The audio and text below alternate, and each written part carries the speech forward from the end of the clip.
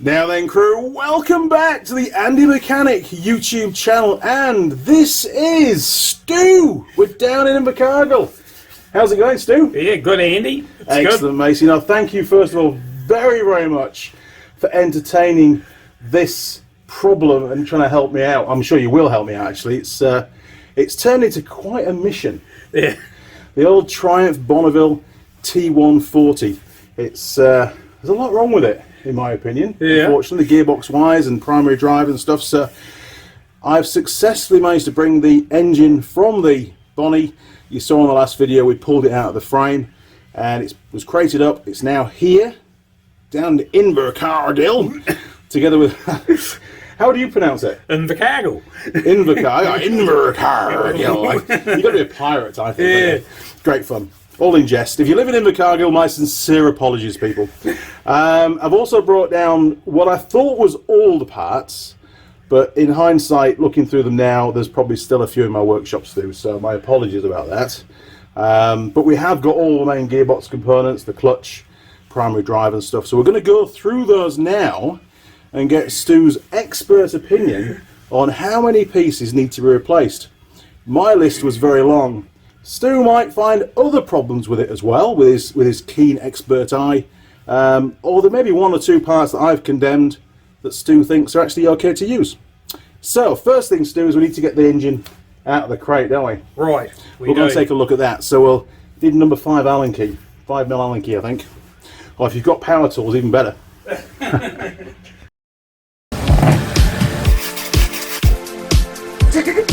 Use.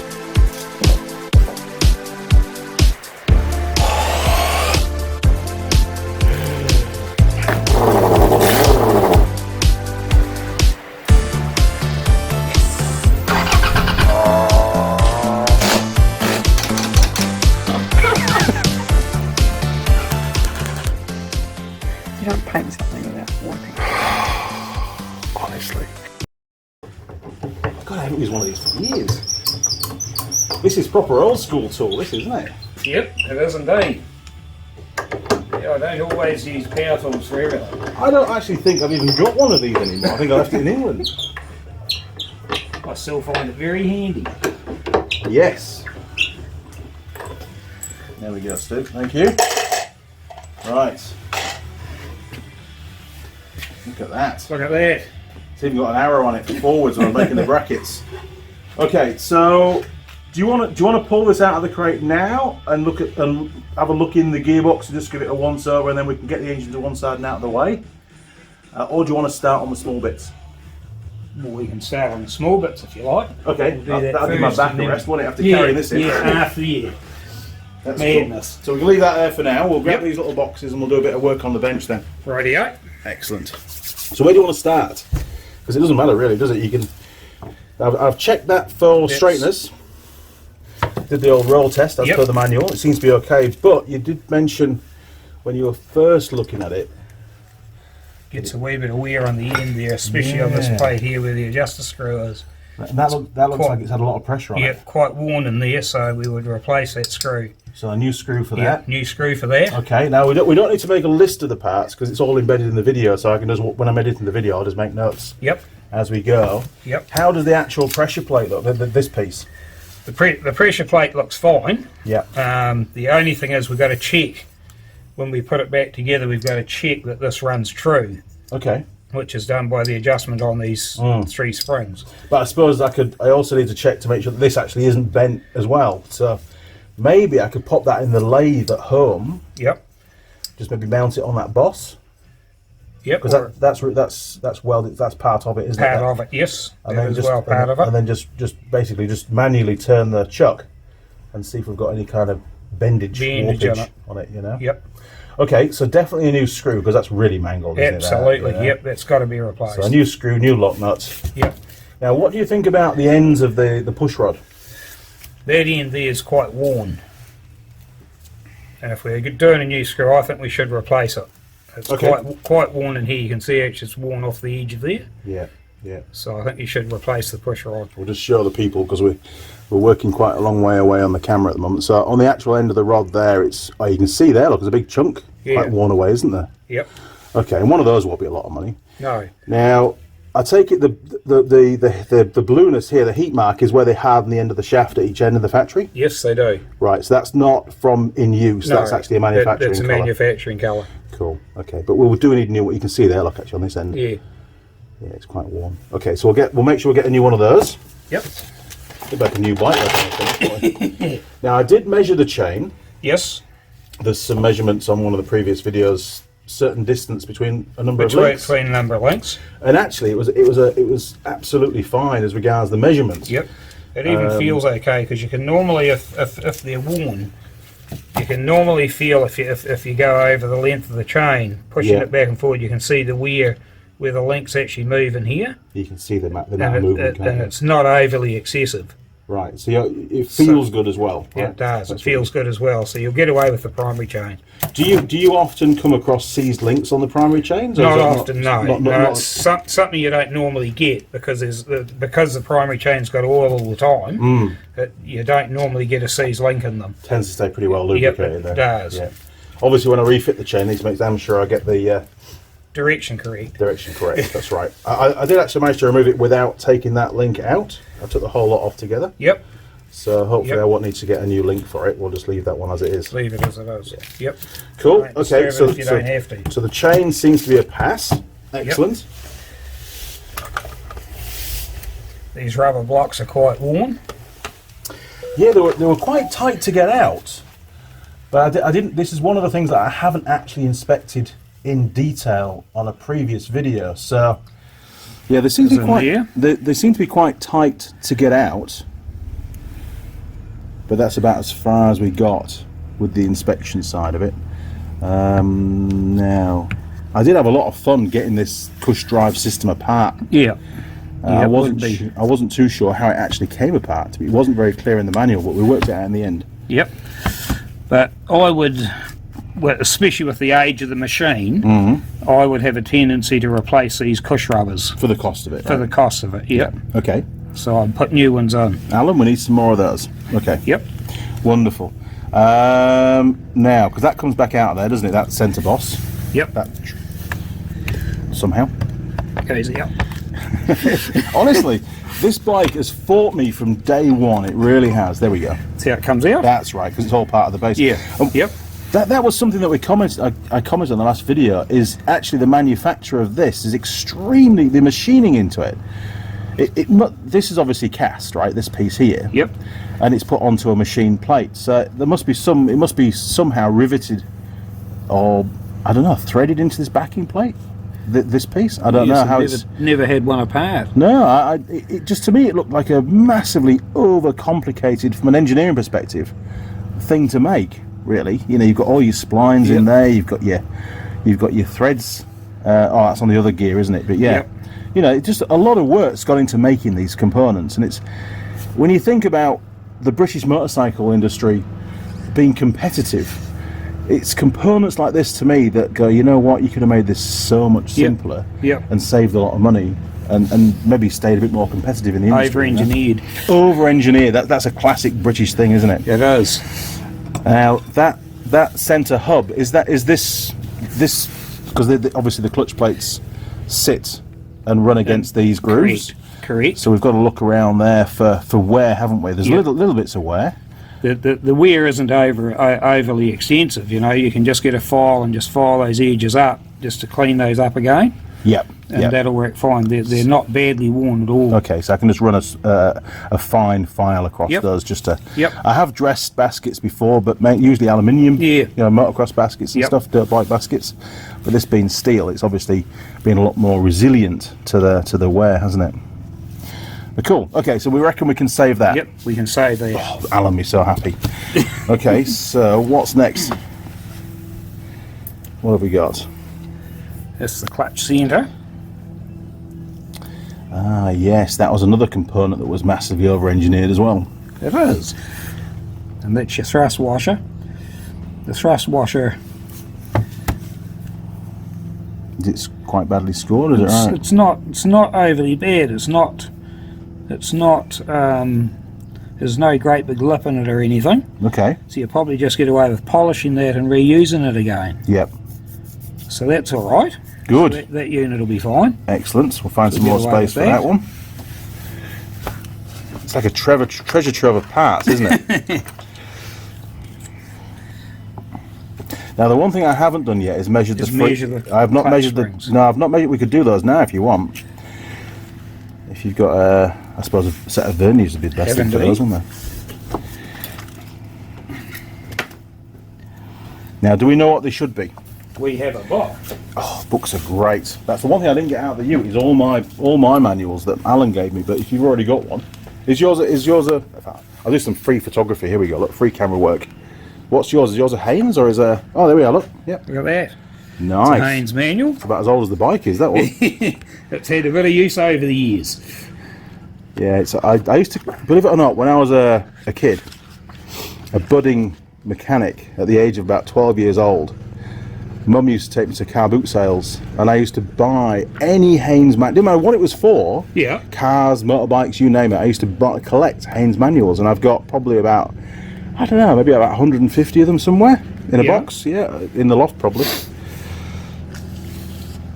It's now a clutch, rearing, push rod, pressure gear, spring. Oh, pressure springs. There we are. Free length. Oh, it's in the old money. Look at that. Inch and 13/16. Oh, that means nothing to me. Does that kind of measurement? People always tell me on the channel that, hey Andy, you're English, are you? You should know what inches and stuff are. But I grew up in a metric world. So let's have a look on our chart and see if it tells us what 13/16 is. Try head me up. Now I've got to be very careful filming over this side of the workshop, Stu, because you've got some YouTube offending calendars up on the wall. So we won't be putting those in the video. The best. Oh, look at it. The best. How old is that chart, Stu? This chart would be, this chart, I printed this off a chart from work, Yeah. and that chart at work would be 50 years old. Holy At moly. least. Right, so inch and, what was it? Inch and 13/16. So we come down here. Half inch there. Inch and 13/64.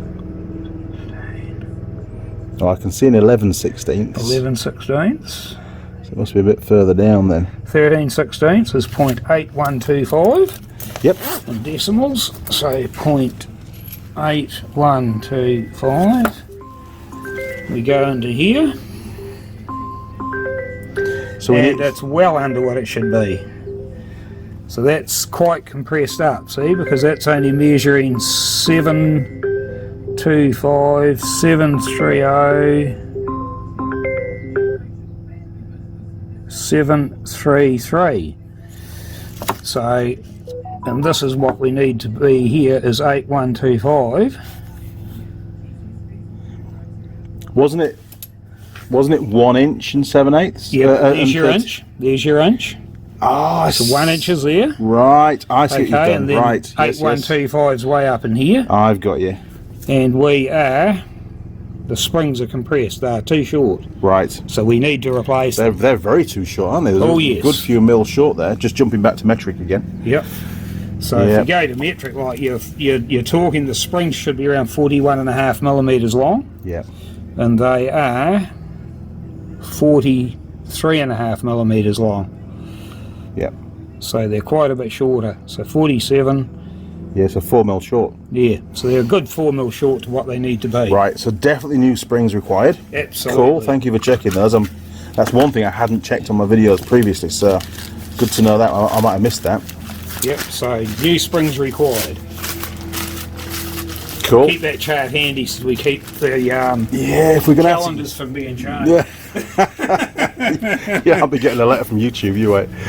I'll just chuckle when I'm editing. Okay, so what's next? The So this is again part of the clutch, isn't it? Remember? that's part of this piece. That's the right. faceplate. We had a massive problem getting that out of there. Yeah. It was a real pain. You can see it's somebody's been hitting it with an hammer. It's got some big dents in it as well. See around there? Look, Yes. it's got a fair dent in it. Yeah, someone's having a real good time with it. And that obviously sits over there, so it was actually quite a tight fit. Yeah. And it wasn't that easy to get off originally. And all the bolts we found were all they're all from the back going front, Yep. So coming that forwards. would be these bolts here. That's the ones. These are the ones here that hold all this together. That's it. Yeah, with the They go square in there heads like on that. them. Yeah, I Yep, remember that. correct. Because it's a few months since I pulled this apart. You see, because I'm a busy chap. Yep. That was me. Yep. So. You one of them? I think new bolts all around, don't you? Yep. Yep. Absolutely. Yeah. Yeah, We'll I just get wouldn't new muck ones. around with them. Nah. You know, for all bolts are worth, you may as well just put new ones on it Exactly. and be done with Yeah, it. Alan with this. We're thinking there, exactly the It's same. got a big bend in it too. So, Yeah, it's not ideal. and these three here, you know, those come through there. So it will be those ones that do the clutch springs. Is that right? Yep. Yep. And these ones here will go through and hold all this together. Yeah, and And- that's but right. But these, I think you'll find, were punched over at the end. They are. They pin. Yes, they See, peen them over. I only realised that when I When reread you- the manual. Yeah. So they peen them And over. that's why they were so bloody hard to get to undone. get, that's right. That's dead right. Which again is a really weird thing to do. So it's isn't it? like a rivet, isn't it? Yeah. So they like rivet them instead of So it's like really, of threading them into there. so it really is a use once item, isn't it? Really, Absolutely. you've got to replace them anyway. So, Yep. so all 6 bolts to replace. Yep, absolutely. Job done. That was an easy one. Yep. Okay. Now we get into the clutch Yeah. and erase rollers. These little rollers. Yeah. Now these rollers don't normally wear. These rollers are normally very good, you know. Right, okay. In order, you just got to inspect them to make sure that they don't have any bits of the hardening missing on them, and there's no flat spots or that in them Yeah. where they've skidded. Yeah. You know, but very rarely do you ever need to replace them. You can. It was very strict in the manual to get exactly the right length ones as well. Yes, correct. Yep, because they have a length set in here, Yeah. and if they're too long, Yeah. they'll just bind the clutch up when you just go to put it back together. Yeah. Yeah. It'll run on the back of. I imagine on the back of this piece, won't it? Yes, it runs. Yes, Yeah. it runs on this On face there. here. Yeah. So, like you say, it would just jam it all up. It would. Yeah. So you've got to get the right length ones. Okay. So it's just important just to roll them around and just make sure that they're in good order. And you can just reuse these. It won't. These won't hurt. If we were to replace the actual gear, which is essentially the clutch basket, right? Yep. With the gear on the outside. Yep. So if that part was new, then you'd be putting new rollers I in. would. Yep, Yeah. I would. I wouldn't put old rollers into a new face. You know, it's just No, because not essentially, what you do. because the outer bearing race is part of the clutch basket, right? It is. Yep, because the outer bearing race is, you take this apart, is there. That's right. That's the bearing race there. That's where those needle rollers go. So you're looking in there to see that that's nice and smooth. And as you can see, there's no wear in there. You can't No. feel any wear, and the machining is still very It's very good in smooth, there. isn't Yeah, it? it There's is, no very irregularities smooth. at all, yeah. There's no irregularities whatsoever. Okay. So what other checks should we be doing on the basket? On the basket, the only other thing you have to check is in here where the external part of the plate drives. So Yeah, these so- are the so- dogs on the plates. So similar themselves. to the Yep, centerpiece. so these ones here drive on this bit. The steels drive on these pieces here. On those bits there. There you go. Okay. And the clutch plates, the corks as you call them, they drive in these ones here. Okay? And that's how you transmit the drive. Yep. Now these get quite worn. These are worn. Yeah. I'd actually replace these. I think I've already made Right. the call on a new Yep. clutch anyway, new clutch pack. Yep. So you replace those. And these here, as you can see the grooving in here, Let me just pop the torchy on. There we go. That's a bit better. that's getting grooved in there quite badly, see? Oh yeah, it is. It's quite ribbed, isn't it? Okay, so when you get to that case, you can once again get a file and file those, Yeah. but you can't go too much, otherwise you end up with too much clearance on the. You end up with a lot of slop, on the- don't you? Yeah, you end up with a lot of slop. You Yeah. know, so Yeah, that makes sense. So it's either replace that or just give that a real slight touch up, because what happens if you don't is that these plates can get caught into those grooves, and when you go to for the clutch to release, it won't release properly. It'll carry on driving. So it's quite important to have that's quite smooth. And that really was, I think, the initial complaint was the fact that Alan was putting the bike. He'd start the engine, put it into first, and the engine stalled dead. The clutch wouldn't release. Exactly, exactly that. Yeah. So that can add to the binding of the clutch. Now, one thing I did look at just before we finished the basket, and I'm going from memory now, but I think I found a few of the teeth on this basket were not actually. There's a mark there. Wee marks there. Have you come across that? That's not manufacturing, right? That's something's gone through. Something's caught up in there. Yeah, because that one's damaged as well. Look, isn't it? Yeah, but the actual roller surface where the roller sits, you can see where the roller actually sits into the sprocket. In the trough. Yeah. And so it's actually in quite good order. Right. And it'll be all right. Okay. That teeth will be fine. Right. So that's nothing to worry about. Is the fact it's got these marks on just chunked in there. Okay, because I think I condemned that on when I inspected it. Yeah. But what you're saying, which I take your viewpoint. Yep. Absolutely. Because these, I mean, you can see the wee chunks just in here, but it's not going to affect the roller because the roller's right down inside here. It doesn't actually. And it's not going to cause a problem as the chain peels away. No, it's not going to cause a problem as the chain peels off at all. Okay, cool, excellent. Well, that's good news, Alan. We might not need a new one of those. Because that won't be cheap, will it? It's quite a chunk. Yep. So just clean up those burrs. Yep. In these valleys down here. Burrs in there, just get a file and just file them smooth. Yeah, because you can feel how it's burred it over the top as well. Here it's come on the inside. You know, it's come. Yes, it's actually as it's pushed bruised it. It's brought bruised it. it up a wee bit. Yeah, you can feel that. So I'll clean those up. That's not a problem. Yep. Excellent. Good job, Stu. But the clutch plates themselves. These drive dogs and the clutch plates are getting quite worn, so I would replace the clutch just on that just alone. for that reason alone. Yep, just for that reason alone. The fact, but much clearance. The actual thickness of material doesn't look too bad, does it? It doesn't look too bad, but like I said, I would just replace them on that alone. Yep. Yep. Okay. In the old days, what they used to do. These days, you just buy new clutch plates. They just come like this. But in the old days, what you used to do is you used to recork these. You kidding me? No. So what you used to do is you used to drive these corks out or machine those corks off, and then you would get new corks. Really? And you would put new corks in here. You're not just winding me up, are you? That's incredible. Then you would machine the corks down to the correct thickness. So you'd recork your clutch plates. Well, that's recycling for you, isn't it? Yep, and that used to happen. We used to do that many years ago. I know you can do it for brake shoes on cars. Yep. But I never realised that anybody in their right mind would ever actually recork clutch plates. Yep. That's absolutely amazing. I've learned something else today. Honestly, you're a wealth of information, matey. Just while you've got the steels there. Yes. One thing that I spotted when I was pulling them apart is there's a lot of weird scratchy marks going on here. Yeah, those weird scratchy marks are where someone's had the clutch plates out before. Yeah. And they've probably replaced the corks, and then they've rubbed this on the concrete floor to get all the marks off them, to rough them up. And that's what you do. That's in the old days you used to do that. You know, you just put them on the concrete and clean them all up, and because you get a lot of this fibrey stuff left on where it's been sitting on the clutch. Got you. Not being used. So to clean all that off. Yeah. And rather than get a bit of emery tape and just rub it like this, we used to just put them on the concrete and just spin it around and rough them up on the concrete. Yeah. Quick and easy way, and obviously quick and easy way just to clean them up. Concrete's pretty flat. Yeah. Well, I think we did. I put these because I don't have an engineer's flat plate. I don't have one.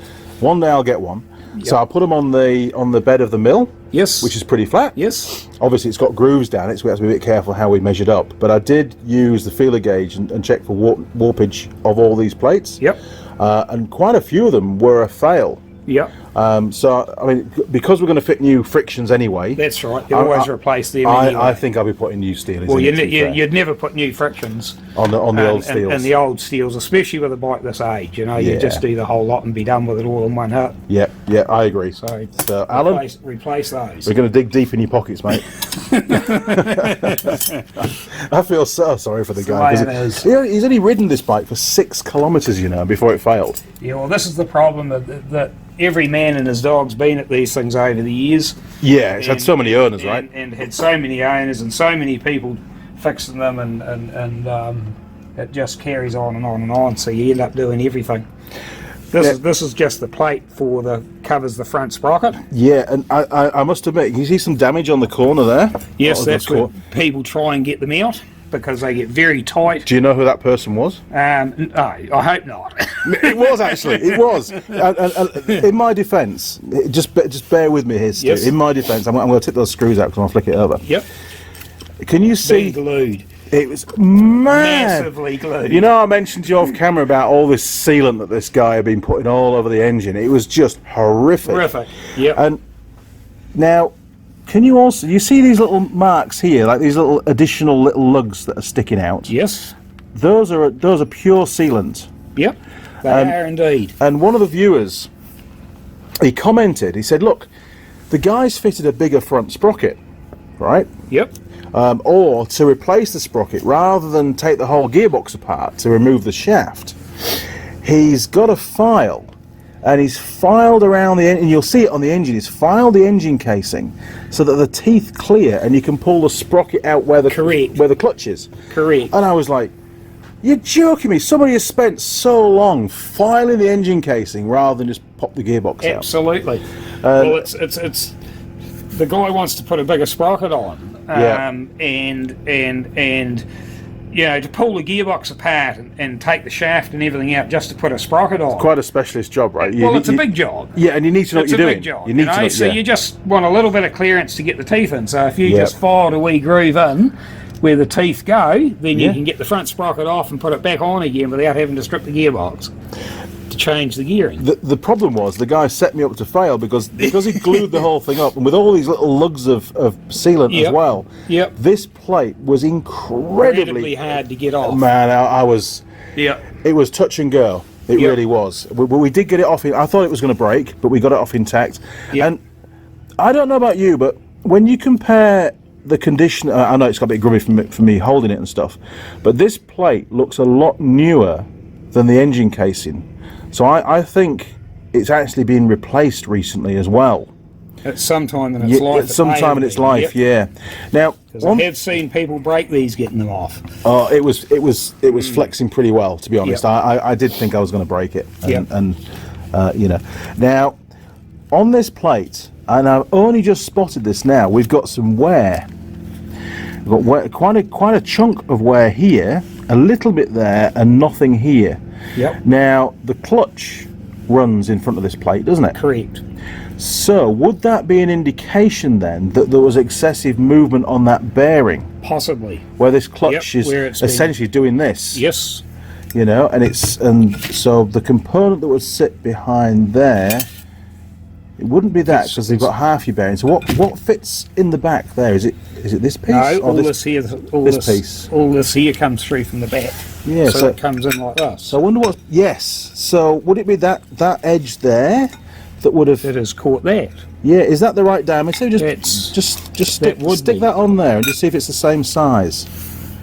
Oh man. Yes, it is. I think we're bang on, aren't we? Yep. So that would tell us then that there was excessive play on that bearing. On this, would you say? On this basket, so that basket could move. Yeah. Yep. So it hasn't been running true.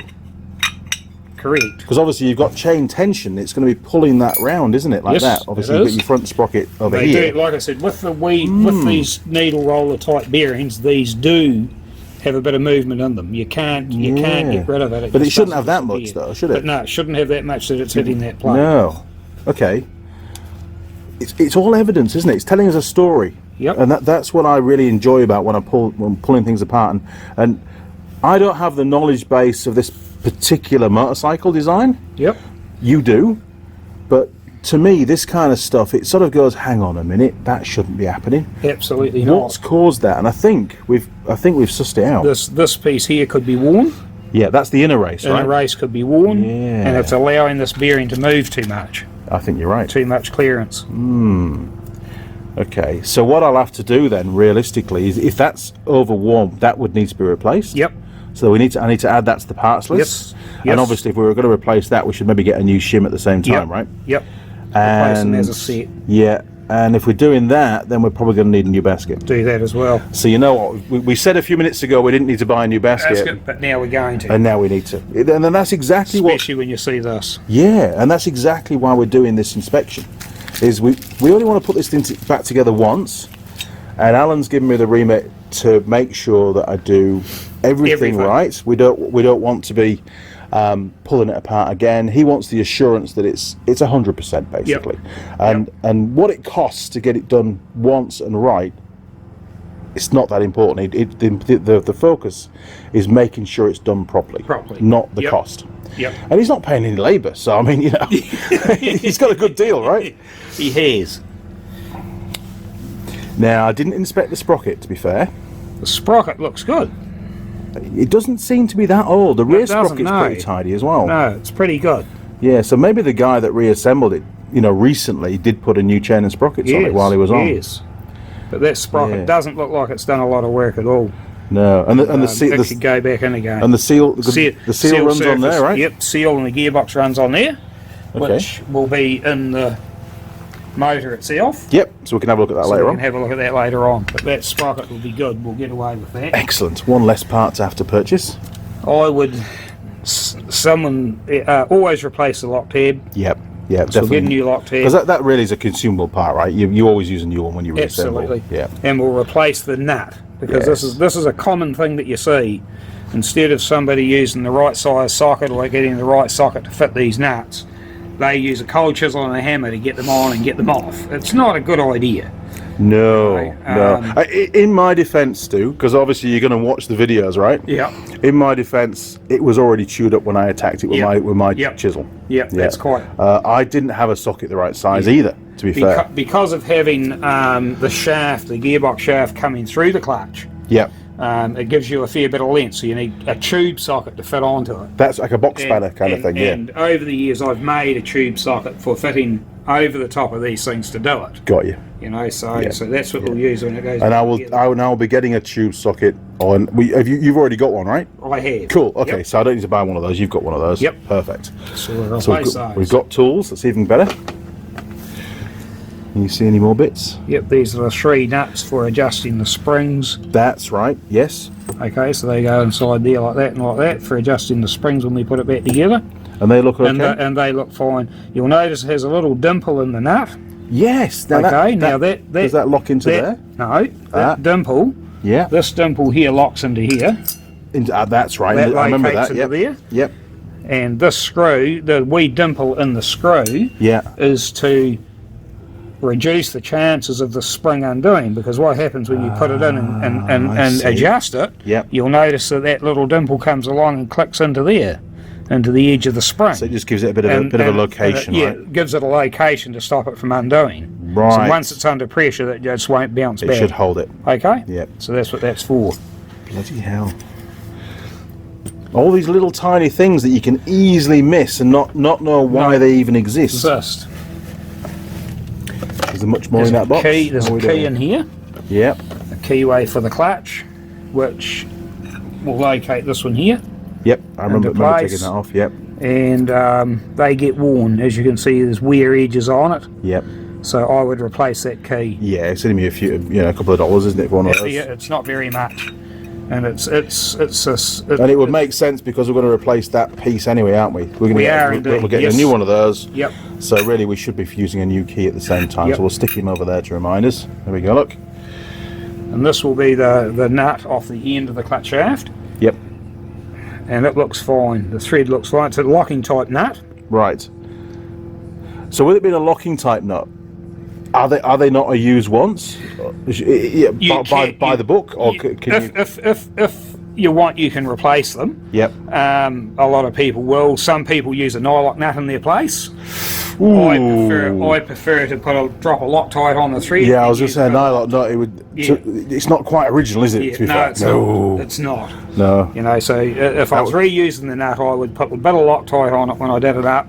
Yeah, make sure it's nice and clean, all the grease is off and everything. Yep, and do that. Yeah, I think Alan would if he ever found out, he would cringe at a nylock nut being in his. And a nylock nut isn't high tensile; they're only soft, so they they don't have the same. That's right. They're only 8.8, right? Yes. Yeah. Yeah. So Now, I think good we're call. all- These are just studs that are out of the case They mount the stator. for the stator. That's Yeah. correct. You can actually see where the primary chain's been catching the stud. I know. I saw that, In and I was. places. So that's the primary chain probably not being adjusted properly, and that's allowing that to happen. It might even have been a previous chain that's done that. You just don't know, do Absolutely, you? you don't know. You see those marks on there? Look, it's But it's quite a chunk gone, isn't it? Yep, the stud itself will work fine still. Yep, Still yep. strong, but just get a file and take those marks off. Just get the sharp edges Yeah, off it. don't file the whole thing down. Just take the No, sharp no. edges off it. No, you don't want to lose any strength on it. It'll still be fine. Because it's quite a funny setup with the stator hung off these studs. Yes. You know, you can imagine that it's quite reliant on that clearance from the rotor. Absolutely. You know, and it's if not an unusual thing to see the rotor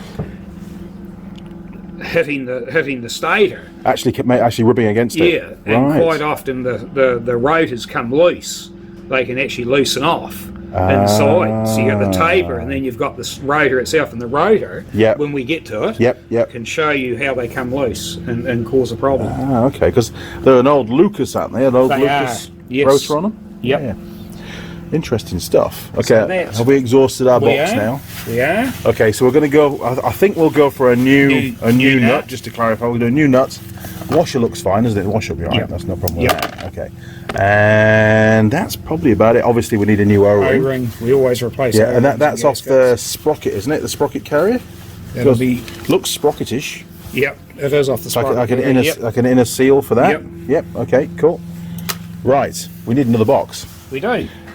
So the sad thing is, most of the bits in that box are going to get renewed.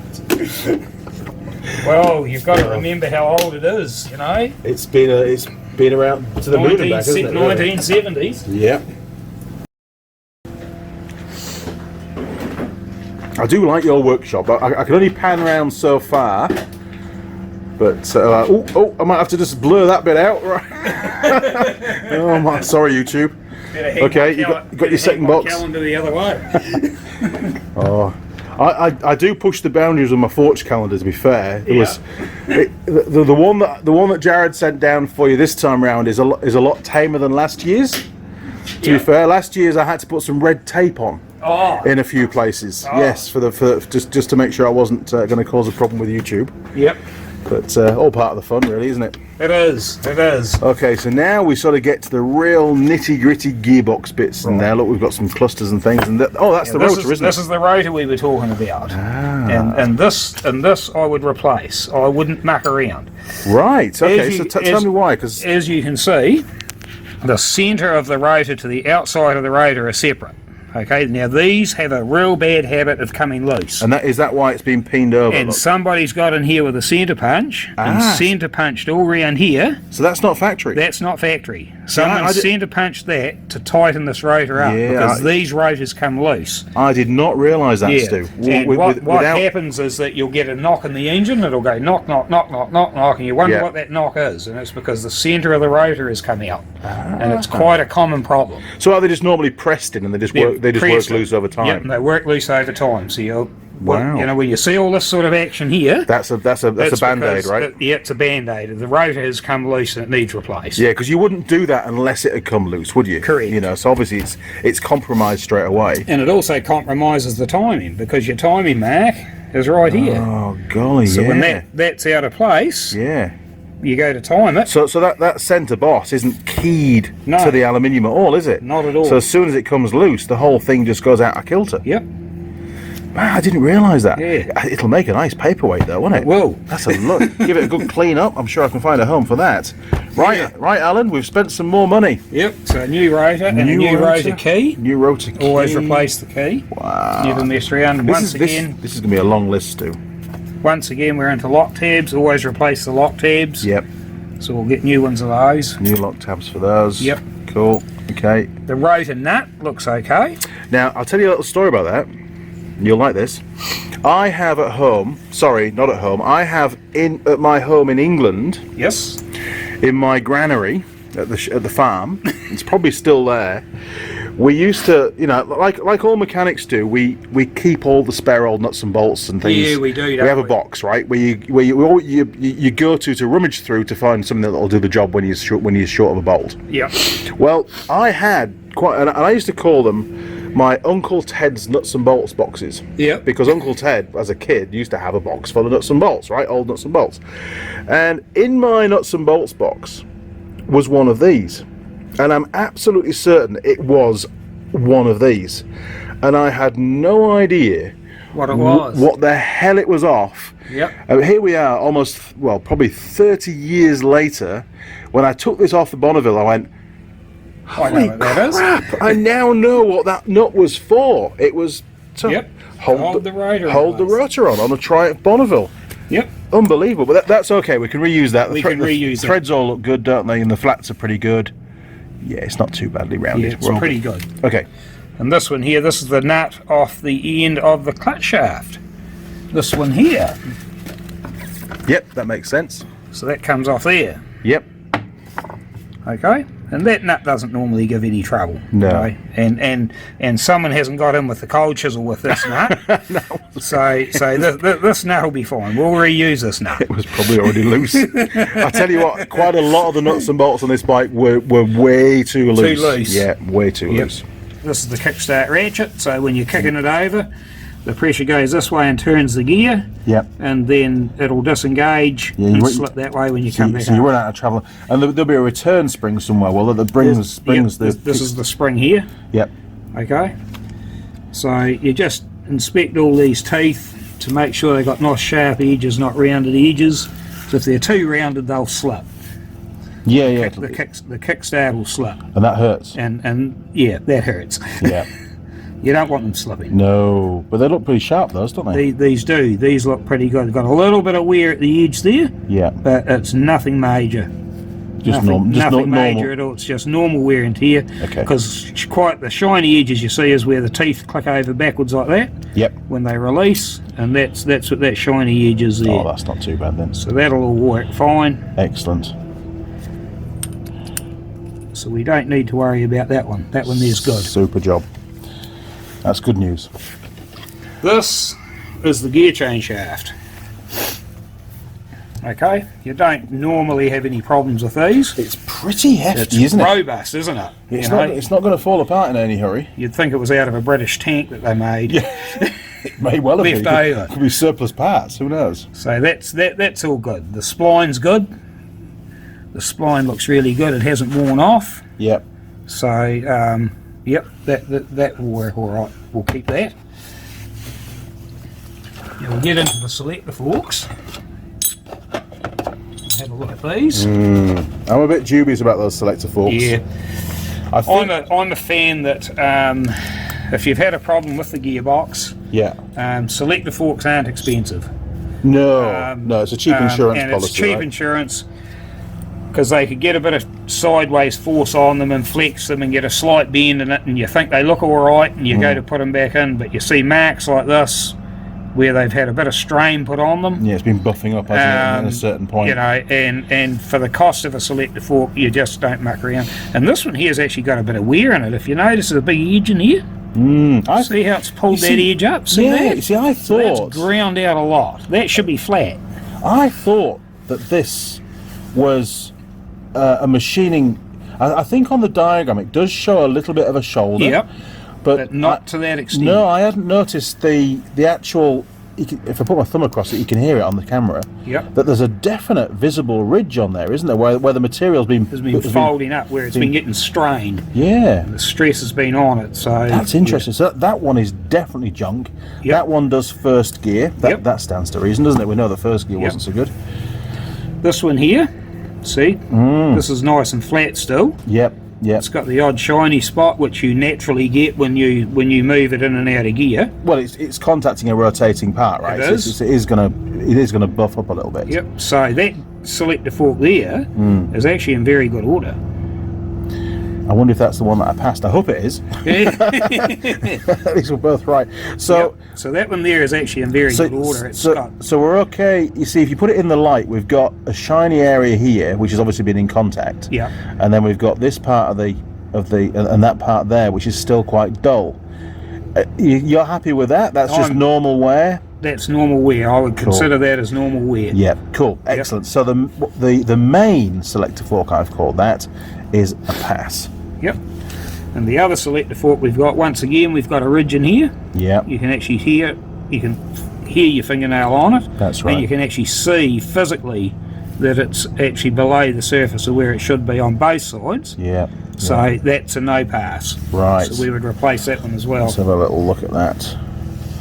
Yeah, you can feel it. You can feel it drop down in the thickness, can't you? Just on that side, and the same there. There's definitely a distinct drop, maybe half a mil or something like that, maybe just under. But there's definitely a. Yeah, you can hear it. Yep. Yeah.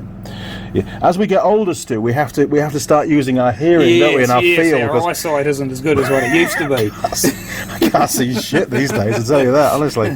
Horrendous. Right, what else have we got? All right, we're into the gear shaft. Oh no, we'll do the selector quadrant. Oh, there we go. Yes. This is the main selector quadrant. So when you're changing gear, this is where these selector forks go, in these grooves. Yep.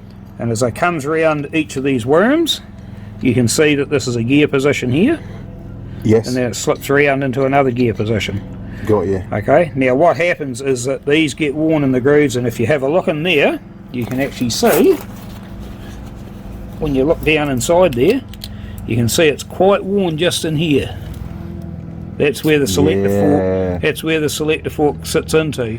There. Okay, so then your clearance increases in here, and things start to move around. And things start to move, so it doesn't hold gear as good as what it should do. Yeah. So with this wear in here, with where it's worn over the years, it would be worthwhile replacing this. And I think I did condemn that for that reason. Actually, I'm pretty sure we had a little look in the grooves to see where, especially where. And you can see in here, even looking in here, if you have a good look, you can see that's not nice and smooth in there. You can see where it's actually forced itself in there, and it's got quite worn in there. You can see that. Yeah, it's focused nicely on that now. Yeah, it really is worn, isn't it? Yep, it has. Interesting. Okay, so we need a new one of those. We need a new quadrant. Good stuff. Sorry, Alan. Now into the gear shafts. Yeah, now this was interesting stuff. This was really interesting. If you can put it across the bench that way, Stu, and then we might be able to get a bit more in shot. There we are. That's perfect. As you can see, there's two teeth missing off this one particular gear. And that's not normal, is it? That's not normal. No. Funny that, isn't it? That is your problem. You get a lot of clunking and clonking going on where it shouldn't be. And we'll pull this off and have a look. Yeah, yeah. And something's been caught up in here, and I'd say that's the teeth when they're broken off. They can get cracked. The teeth over the years, as time goes on, can get wee cracks in them. Yep. And then this can be the end result of it. It'll snap them off. Just through normal kind of fatigue. Absolutely, because these are only cast gears. Right. As you can see, it's cast in here. It is, yeah. And it doesn't take a lot for them to break off. No. So we'll be in for new gears. I mean, I think, if you had some people, they might pull the gearbox apart and they go, whoa, look at that, there's your problem. Yep. Let's put a new one of those in and put it back together. Yep. And I'm sure that happens a lot with the old classic bikes, where this to me is a secondary failure. Yeah. This has happened because of something else. Something else that's gone before it. Yeah. Now the other thing is, whenever you get a gear that's had a tooth knocked off like this, yep, you always go to its matching gear, no matter what it is. Yep. Even if the gear looks all right. Yep. If it's done this, you go to its matching gear and replace both of them as a set. As a pair. Yep. Do not put a new gear like this into a worn gear. No. It's a no. Well, first of all, it's going to whine because your tooth profile's not the same. It has embedded in together. That's correct. And also the other gear may well also have got stressed and you've not noticed the cracks. Maybe. That's correct. Yeah. You wouldn't notice the cracks.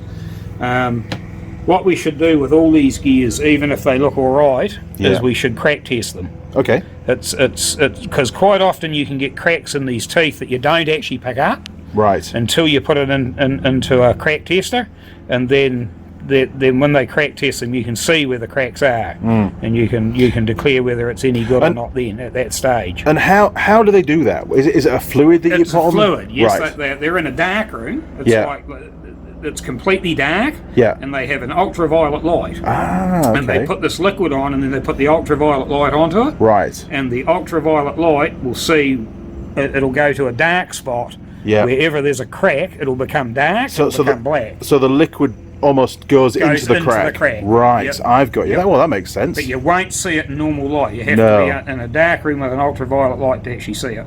Okay. Sounds good. So we'll crack test them, get them all crack tested to make sure. I mean, I did fail quite a lot of these gears anyway. Yep. We put it under the microscope camera and looked at all the dogs, the condition of the dog surfaces. Yep. Yep. We looked at the teeth, each tooth surface as well. Yep. There was one or two that were chipped. Yep. There was quite a few little there was a bit of metal there. Look, there was a flake. It's gone now. I pushed it with my thumb. But now you see, on this gear, just to clarify, if you run your finger over the edge of the tooth there's a burr.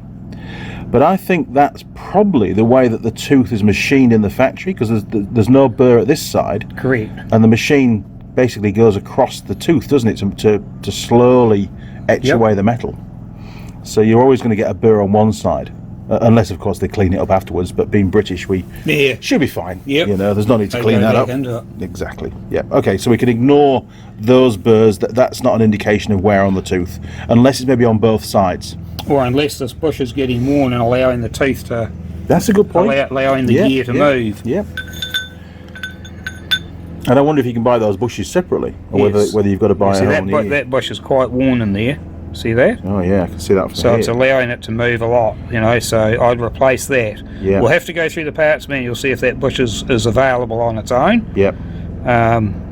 Otherwise it'll be a gear replacement. Quite often you see these wee nicks like this on a tooth. This is on the driving edge of the tooth. On the dogs, yeah? This is on the dog, this is on the driving edge. Yeah. So when you engage gear, the sliding gear comes across and into there, and then it goes bang. And that there is quite normal wear when you see the edge on there. Now, the little chips. Yep. If you go to the back side of the tooth, yep. Oh, this is actually the drive side. This is a lot more worn. Yep. This is the back side here. This is the drive side here. So that, if you ever look at that side, it's only got a very, very tiny amount of wear on the tooth. It has. It's almost like new, isn't it? But on this side here, it's got a massive amount of wear on the tooth. Yes. There's two things you can do there. You can send these away. There are people who will regrind that. Yep. And the race guys get them undercut, don't they? Yep. To hold it into gear under load. Yep, but only a certain degree undercut. They can't go over a certain degree, otherwise the gear, once it's in, won't come out. You can't get out. It's underlaid, it won't come out. Right. Yeah. So there's only a degree of undercut that they can have. And if you have a look at that gear, if you hold that up and have a look, you can see that this gear here's got an undercut right there, see? Oh, let's have a look at that. See that? If you have a look.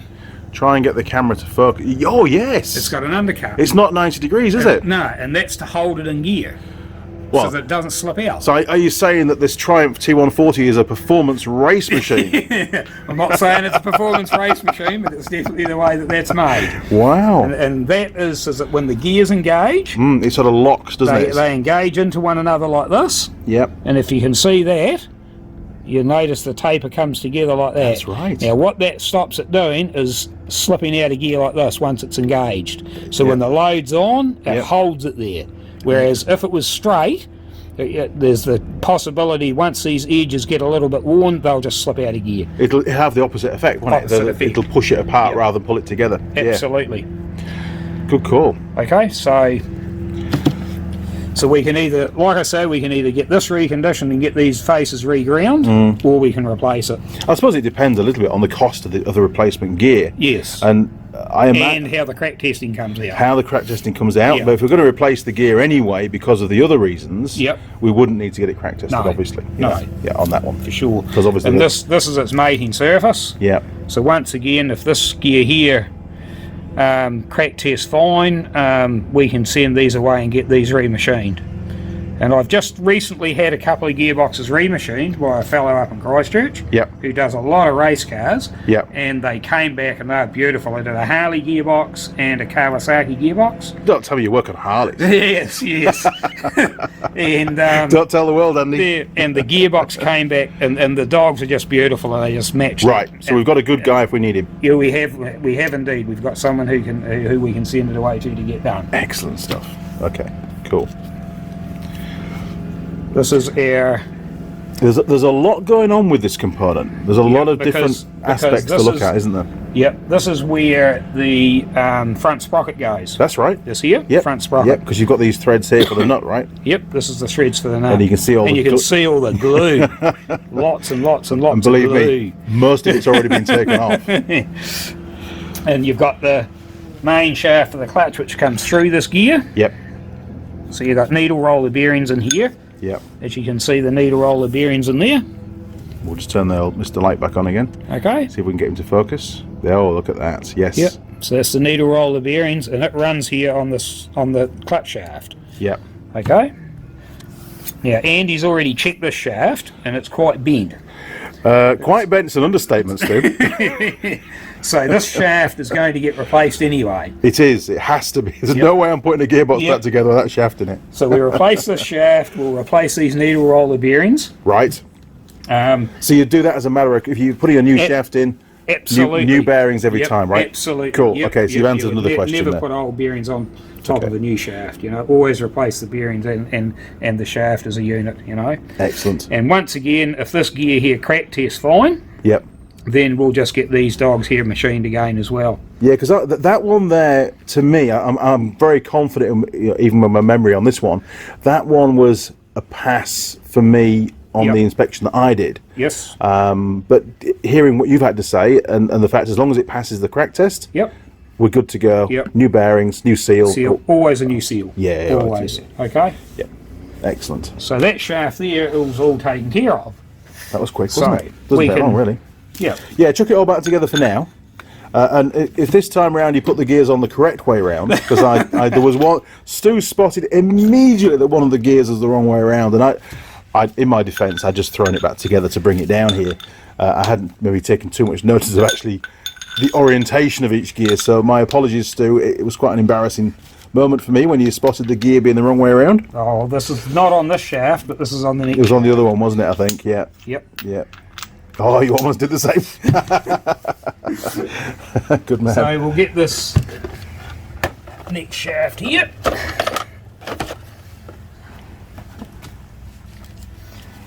So we have the thrust washer, which locates in the crankcase. Yeah, there's a little pin. There's a little pin that sits on in the crankcase, so it's most important to get that lined up onto that pin when you put it back together, because you don't want it sitting around and then so maybe a little forcing things together, or a little bit of grease or something on the back of the washer. Yeah, just to hold it in place, Stick just it while into you're place. doing your Yep. assembly. Yep. Good Okay. call. But as regards that wear, that looks all fine. Doesn't look too bad, does it? Doesn't look too bad at all. It's nice shiny there, but it's definitely not gouged or anything. No, so that can be reused. That can be reused. Alan, we've got one bit for your gearbox we can use. He's in luck. Yeah, which way round's this one here? I might have that round the wrong way. There we go. There we go. That works That's better. it there. That works a lot better. So regardless of anything else, because this gear here is broken, this gear here is a matching gear because it mates into there. It has to be replaced. It has to be replaced. Yep. So that gear is automatically out. Yep. So that there will, Yeah, we've got a will little be done. and a new circlip, because And a new that's been circlip. off quite a few times. It'll come off again. Our circlip pliers. We'll remove the circlip and we'll have a look at the rest of these gears.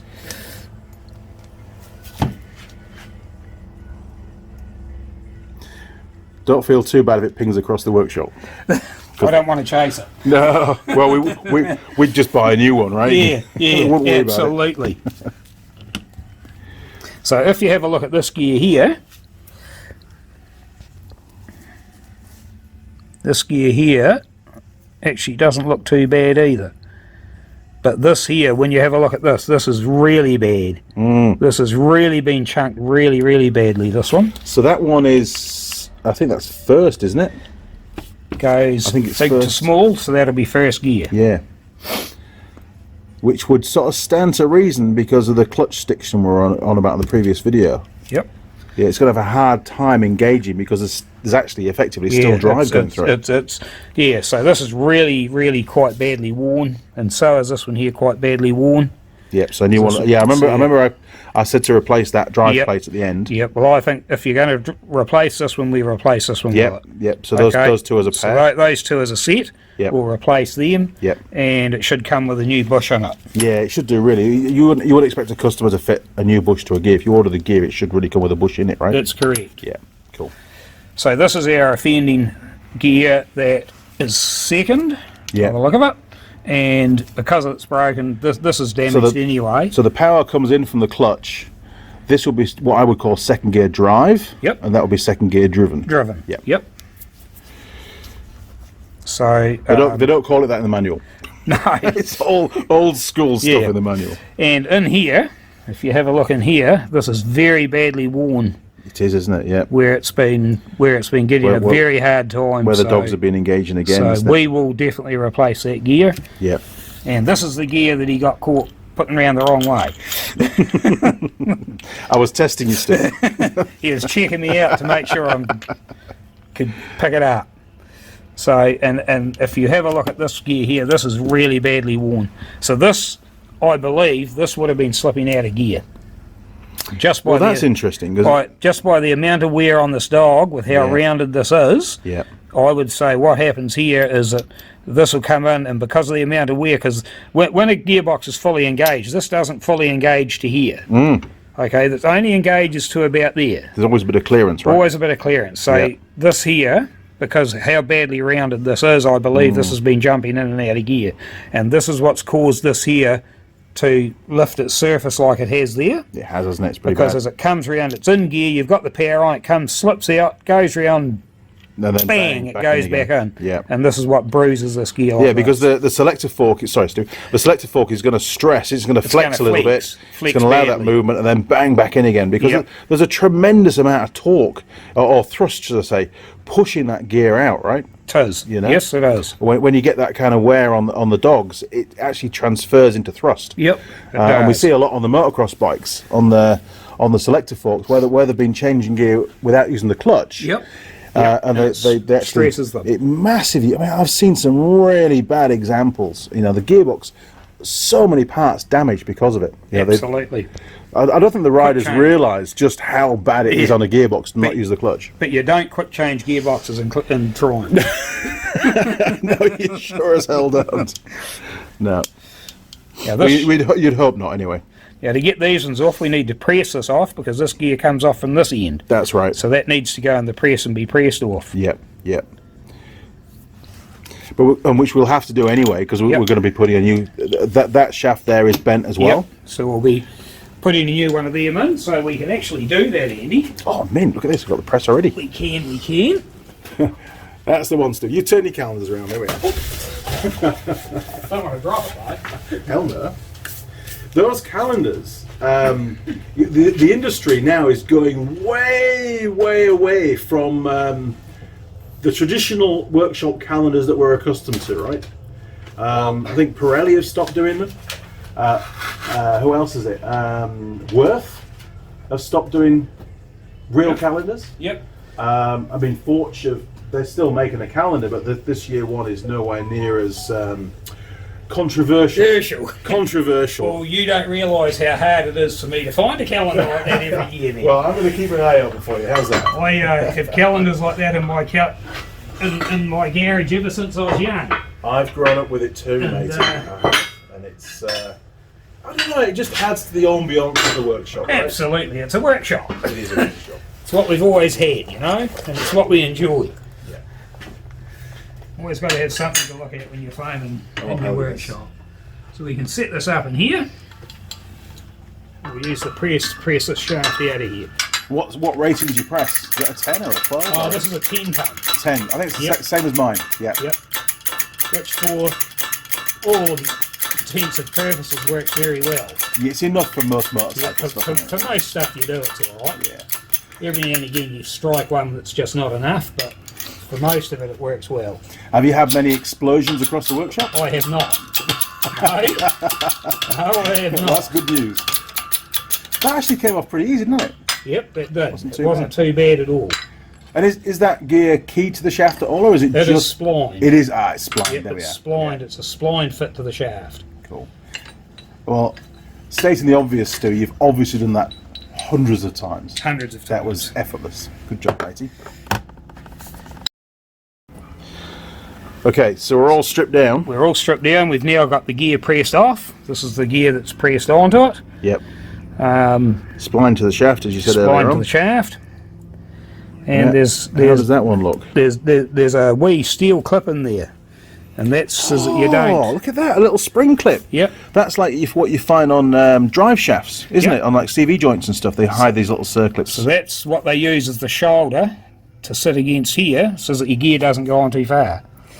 Ah, Okay. cunning. So you know that the circlip is the Yep. side that it goes on, right? Yep. This goes on this way. Okay, presses down. I and see. that circlip is the shoulder. It's for your depth. For the depth, to stop it pressing over pressing onto the shaft. There you go. Okay. Okay. Yep, that So makes more sense. This gear here is the main drive gear. Yep. So So basically, regardless of what gear you're in, there's drive through that. Yes, gear. this one here is the one that drives all the time. It's a constant. Yep. So we'll get that one crack tested and make sure it's all alright. Yep. And this one here is the matching gear for this one here that we're replacing. So Yes, it has because to we're replacing this one, we'll replace this one as well, just to match them in. And as you can see, once again, you can see the undercut on the gears, Oh, you can. Yeah, even now. you know, and you can just see how they work in together to drive one another. There we go. Look. Yeah. Okay, they're perfect fit. Yeah. And it's very, very important that when you send gears away to somebody to get them remachined, that they do it properly and get those exactly right. And so they're a match. So they're a match, because if you grind it by hand, if you do it freehand, Yep. and you get one dog that's slightly smaller than the other or shorter than the other, You're then getting- instead of driving on 3 lots of dogs, you'll only drive on 2 or maybe 1. Yes. And that yeah. will cause all sorts of problems. And if you get a different angle on the pair of dogs as well, Yes. then you're going to get a pressure point, right? Correct. And that could cause it to That fracture. causes fracture Yeah, as well. yeah, it's not So spreading the It's very load. important to send it away to be done properly. Quite technical, really, isn't it? It is. To get it right It is. when you start getting things reground like that. Yep. Now Andy's already checked this shaft, and it's got a bend in it as well, so we're going to replace that one as well. Yeah, new shaft, another Yep. one. Yeah. So we won't mess around with it. No need to measure that. We know it's very bent. Yep. And I think, but I mean, I don't know whether they were both bent at the time of this failure, or whether it's had a similar gearbox problem and someone's just replaced a gear Yep. just to patch it up Yep. and put the bent shafts back in. And put it back on. I don't know. Obviously, or maybe no one's checked the shafts to exactly, see if they've been bent. exactly. And Right. I think. A DTI is a specialist piece of equipment. Not everybody's got one. They haven't got the V blocks. They haven't got the knowledge to do it. Yep. But what's caused the shafts to bend is when a tooth has basically gone through mesh. It's been dragged between the two gears as they've been rotating. Yep. And it's just pushed the two shafts apart, hasn't it? Yes, it has. And when I saw the damage and saw how bent the shafts were, my next concern was, could it possibly be that the casings got cracked? Yes. I've seen that on cars and 4-wheel drives before. Yes. Have you ever come across that on a motorcycle before? Harley Davidsons are real good for it. The old cast iron motors with the Yeah. 4-speed gearboxes. Yep. When yep. they break gears, they take the back of the housing clean out of them. Really? Yep. There's that much force? I've seen them welded up many a time. Holy crap. Oh, good old There's Harleys. much force. Wow. Yeah. Yeah, I've seen gearboxes split apart on 4-wheel drives before. Yep. Quite impressive. Now this will be the Selector shaft, That's right. Yep. and So what kind of stuff should we check on that, Stu? it's just to make sure that there's no wear in it, Yep. which looks good. And the other thing is to make sure that it's straight. Yes, That's definitely. the big thing. Yeah, And because you can normally do it with the roll test. Yep.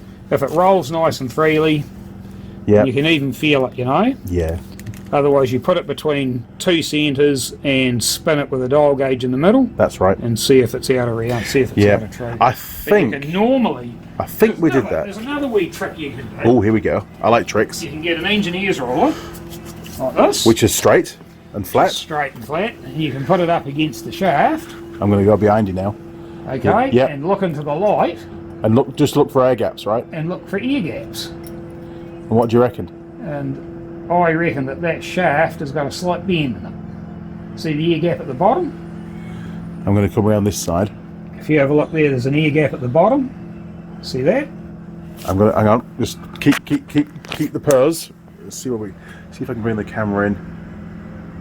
And there's an ear gap at the bottom There of the is. shaft. Look Yep. at that. So I would replace that shaft. Right, sold. I'll do that as Okay. well. We'll put a new shaft in there. Because an engineer's roller is flat. Yeah, I do like those. Flat and true. And they're a lot thicker than a normal steel ruler, aren't they? Yes. So you've got more of a surface contact. Right, so we can pack all that up. Holy moly.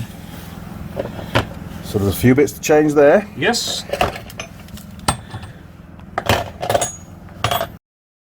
So that's 2 boxes down. The other 2 boxes down. The third box is just external nuts and bolts and stuff. I didn't even need to bring it with me, to be fair, but it got put in the truck. And another box, which I should have brought with me, I didn't bring, but that's okay because it doesn't involve internals that we need. I think we've checked everything we need to check, haven't we? We have. To do with Yes. the primary drive and and the gearbox. So Yep. luckily, I brought all the bits. So the only thing to do now really is to get the engine up on the bench, and we can have a quick look inside the gearbox, make sure that everything looks as it should do, and the primary drive casing area as well. There's one little thing, I have a question for Stu when we get it up on the bench. It's pretty heavy, so give me a minute.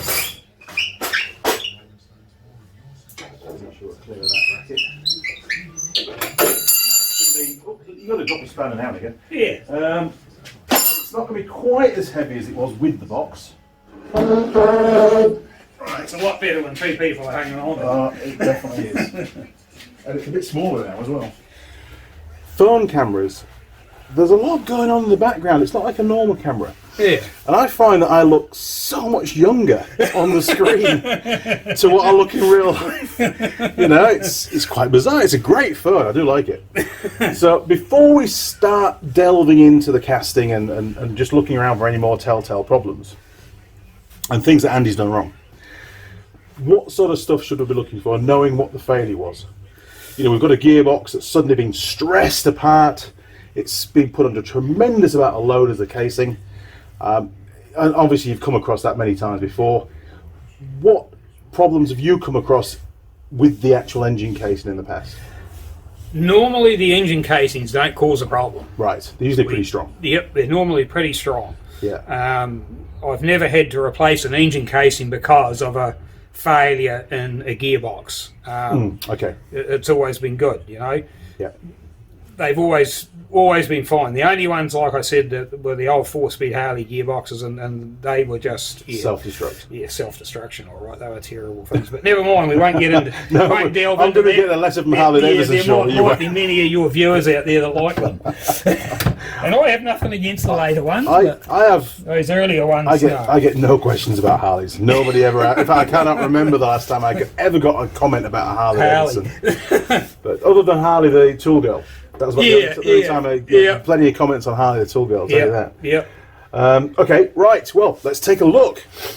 This is what Andy was talking about earlier on, where someone's gone to a lot of trouble with a grinder to grind these little nicks out of the case, so that the front sprocket can go in and out. Because that's right. Because the front sprocket, because the front sprocket in these, they're designed to have one size, and that hole was made to take that front sprocket. So when you go oversized, then When obviously you go oversized, you've got to do something to get a bigger front sprocket on it. And in all honesty, Stu, and I'm happy to stick my hand up because I've never worked on one of these before. Yep. I didn't. That's been filed out so well It has. that I thought it was a factory thing. It was just how they are, and somebody said. They told me on a comment that's what's been done to this particular engine. It's like, been really? done for an oversized sprocket. Well, it is So pretty. they get the sprockets in and out of it. It is pretty impressive. I'll give them that. Yeah. Now, should we be just looking at that bearing there because it's shining in the light now? Should we be replacing that? Do you think? Absolutely. So a new one of those for sure. Replace all the bearings and all the seals. It's just part and parcel of the game. Cool. Okay. You know, why on earth go to all this trouble? Have it all apart. Just to save a few bucks on the bearing. Just to save a $60 bearing. You know? Yeah. It's not worth it. I mean, let's face it. It's only Alan's money, right? Yeah, it's not. it's not ours. We're not paying for it. It's not our problem. Just charge the customer, you know. Good stuff. Okay, so if we start with the primary, since it's on this side. This is the primary. So this is your front sprocket off your primary. Yep. you don't really get a lot of problems with them. Right. These sprockets are normally pretty good. Yep. To get these off, you need a puller to screw into here, a two-legged puller. Yep. To remove it off the end of the crank, but So you'd be you're basically pressing against the end of the shaft here, yes, right? you are. Yep. Quite often, what you do is put the nut back on there. Yeah, so you don't damage the threads. So you don't damage the thread going up, and That you makes put a sense. two-legged puller. Sometimes, if they're really, really tight, you just put a little bit of heat on here. Yeah. And that just allows them to come off a bit Just expands easier. it a little bit, doesn't Yep. it? Just makes it a bit bigger. Yep. Probably while we're in here, it would pay to take that off, Yep. because in behind there's an oil seal. Be a good idea to So change I that, think wouldn't it would really, be a good idea to put a new oil seal in it while we're doing it. Seems we're already in. Yeah, since we're already in that far. Yeah, you know? that makes sense. But the sprocket Because just to clarify for some of the viewers, the engine oil is different to the primary drive oil, right? correct, it is. So I'm going from memory now. It's 10W30 for the primary drive primary? and 10W50 for the engine oil. Is that right? No, and normally the engine oil would be 2050 in the 2050. Okay. In the winter, you can run a 1030 in the winter if it's cold. Okay. But normally we just run 2050 all year, 2050 all year round for and the have no which is problems. like basically the old car engine oil that we used to use in the UK. Absolutely. You know, It is same indeed. grade really. Yeah. So a 2050 in the engine and a 1030 in the primary drive, Yep. and then you run a gearbox oil, which is a straight 80-90 Yep. in the Actually, in the gearbox itself, Yep. nice thick oil. Yep. Okay. Close. Cool. So 3 different oil types in this engine. There is indeed. Impressive stuff.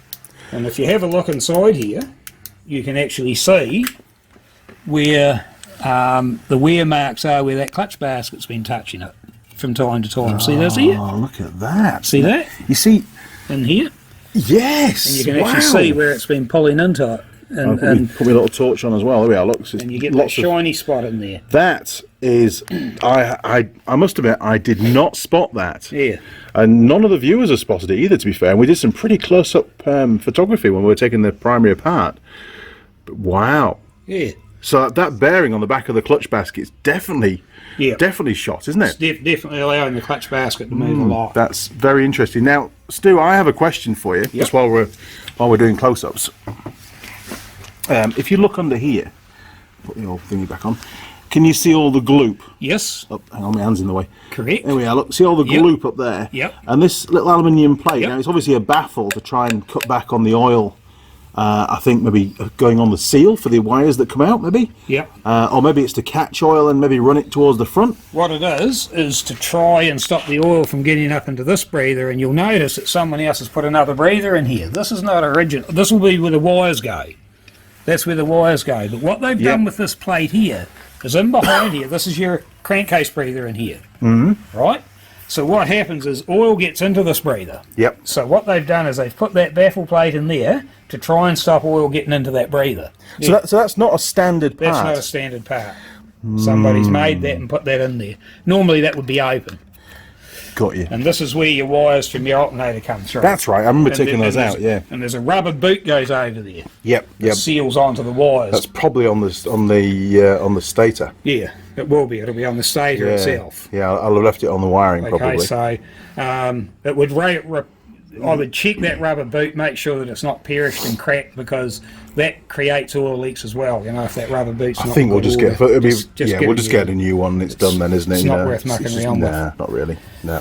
And this, when we were talking about the primary chain hitting these studs at the front, Yes, that's right. because Yep. the primary chain's too loose. Yep. This is the slipper pad Yep. that adjusts your primary chain, and Yeah, it's well- done from the back of the. We had to slacken that off to Yep, get the to chain get it off. out. Yeah, it was a weird design because it's Yes. the same bolt for the draining the oil Yep, as well, yep. and then you put a screwdriver. Once that's out, you Put a screwdriver in there to wind it out. That's yeah. correct. That's correct. Yeah, it was a bit of an oddball. What do you think about the condition of that slipper? I would replace it.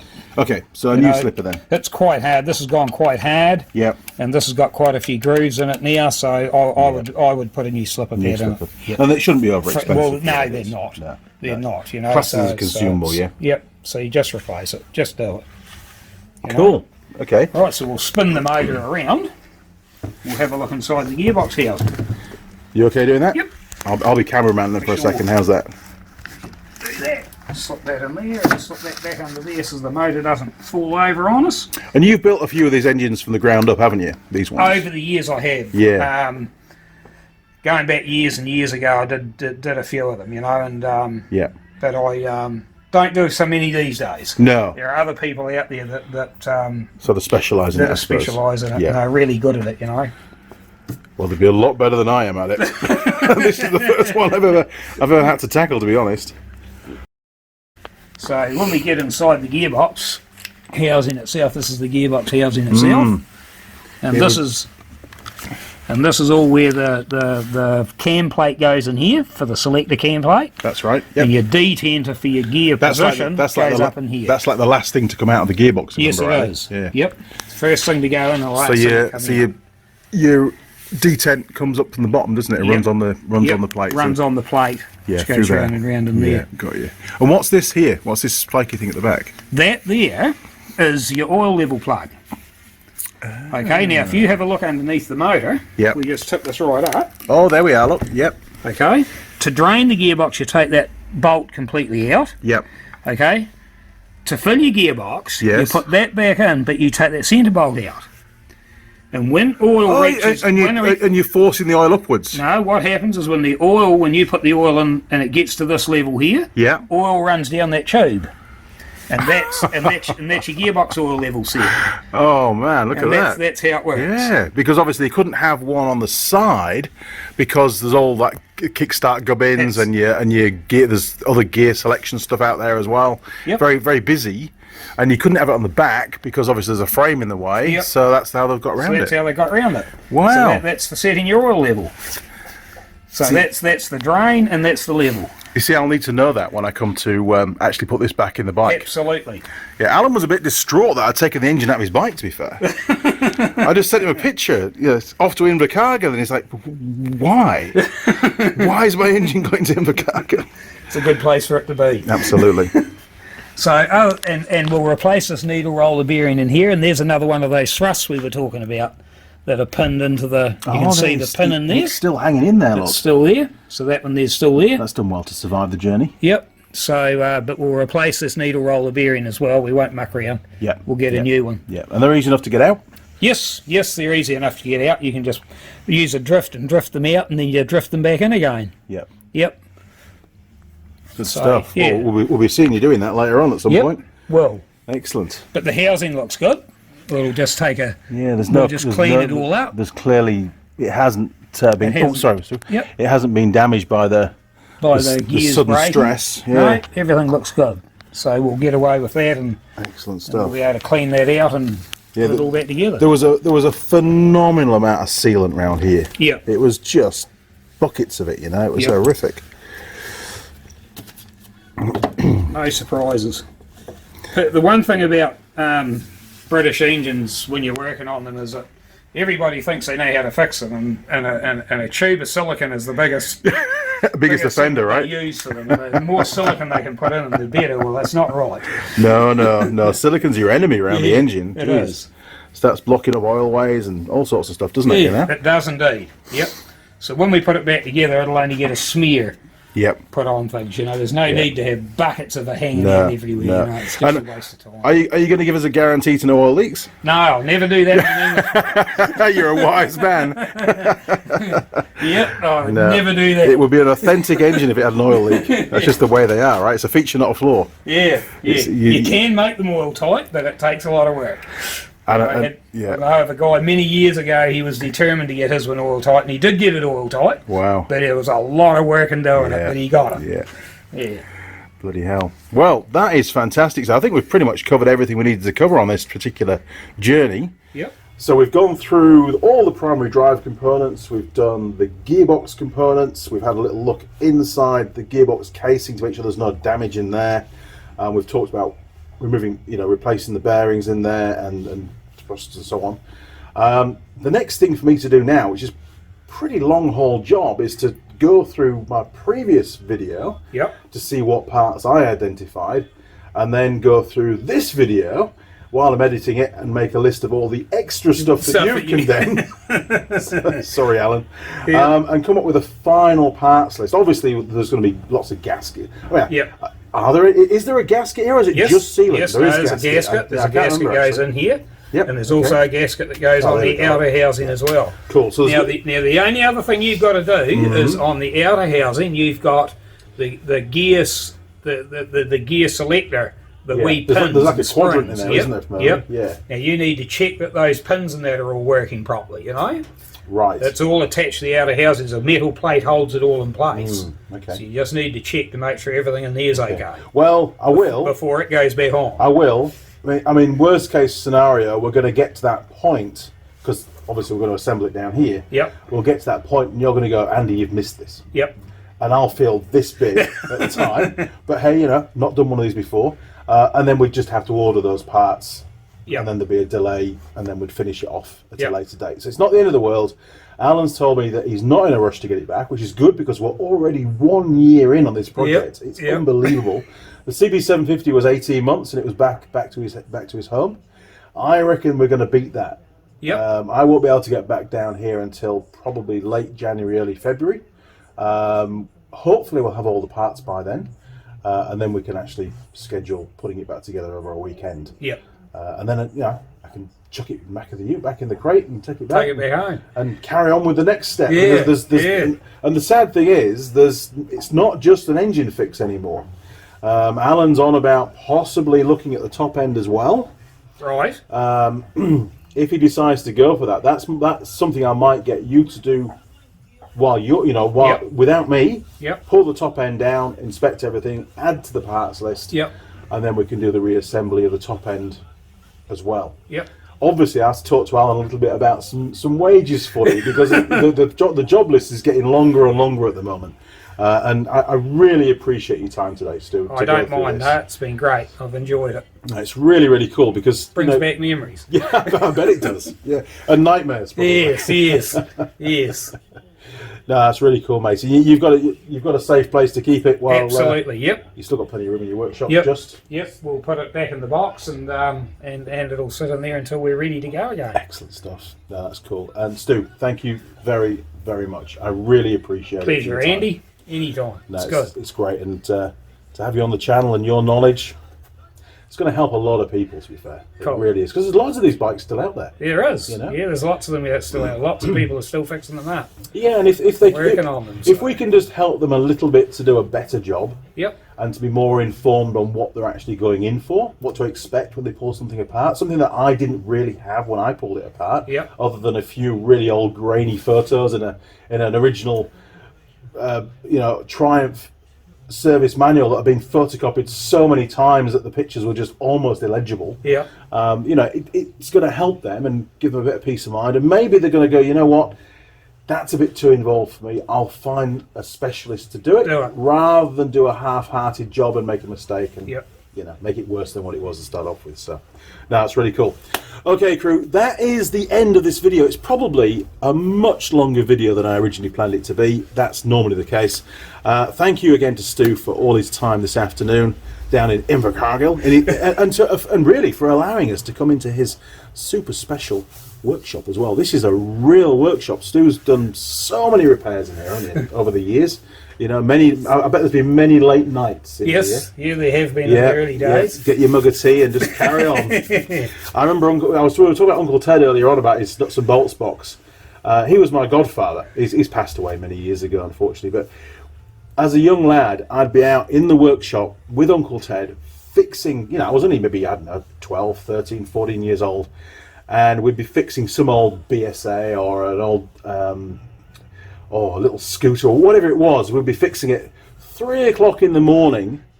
Joan, who is still alive, Auntie Joan, she would come out with some scones and a cup of tea. Gee. And we'd have those at 3 in the morning in the workshop, and then we'd do some more, and it was just amazing. Yes. Those kind of people, there's not many left anymore. No. I put you in the same breed. Very much a dying breed, having the passion and the will to just tinker away and be methodical and to do such a good job. It's I think it's really important, to be fair. Without people like Stu, these old bikes, they'd be long gone. There wouldn't be that kind of culture to keep them on the road because it'd be too hard. And the knowledge base wouldn't be there, would it? No. No. Okay, crew, thank you very much for watching. If you've not already subscribed to the channel, click on the subscribe, ring the bell, and that way YouTube will send you a notification as and when I upload any new videos. And there'll be lots more videos on the Bonneville saga, I'm sure. Yes. You'll also find me on Facebook, Instagram, and Twitter. Don't forget you can email me directly, andymechanic@live.co.uk. If you'd like to support the channel, you can do that through Patreon and become a patron, or you can jump onto PayPal and fire through a few bucks for your appreciation. These kind of videos, you know, they cost to make, so getting a little bit back from some of the viewers, you know, really helps to make the future videos. So again, for those that already have supported the channel, thank you very much. It's much appreciated. Okay, from me and from Stu, go on Stu, you can sign out. Bye for now. Bye for now. Cheers, crew. Over and out.